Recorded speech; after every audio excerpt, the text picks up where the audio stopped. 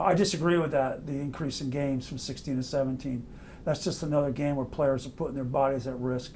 I know they're doing it for the dollar. I know they're doing it for the eyeballs, and I get that. But I think at some point the law of diminishing returns comes into play. And even from a competitive standpoint, putting health issues aside for a moment, you get a team that starts off 3-12. What are those last two games going to be like? You get a team that starts off 3-10. Seriously out of the playoff picture. They still got 4 more games to play. Those games are going to be brutal to watch. Players will play hard because they're football players, but they're still going to be very difficult to watch. So, but I see where the NFL is going. The NFL wants the Super Bowl to be played on President's Day weekend, so it becomes a de jour holiday, Sunday before Monday's off, which means sponsors and marketing companies can sell more stuff like snacks and beer because people have the next day off. So I get where that's coming from. I just think that player safety is important, and I think it should be considered. But when it comes to money, you play for pay. Sometimes you got to pay a high price for that to happen. The players are much more athletic, and they're demanding things of their bodies that athletes in the past never did. And that puts an enormous amount of stress on soft tissue, cartilage, ligaments.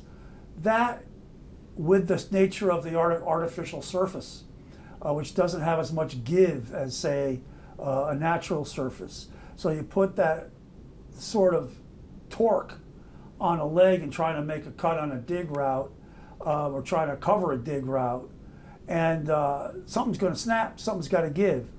And what usually gives is the ligament, Achilles tendon, that sort of thing. And that's why it's just that the simple nature of the human body can only stand so much force applied to it, even by oneself.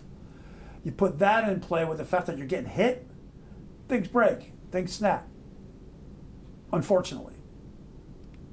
Oh no, the recognition of head injuries, the protocols for concussions and whatnot have helped the game for one reason.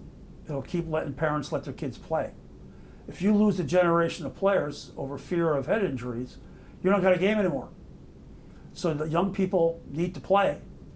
They're the players of the future, they're the fans of the future, but their parents have to know it's safe. And if the game's not safe, you can't have kids play. So the movement toward player safety is an unalloyed good, because it hasn't really affected the play yet. Yeah, some old timers gripe about it. Oh, it's not a man's game anymore. Oh, it is, certainly. Still a game where toughness matters, and every player on that field is tough, including the kickers. Let's not forget them. It's still a rough game.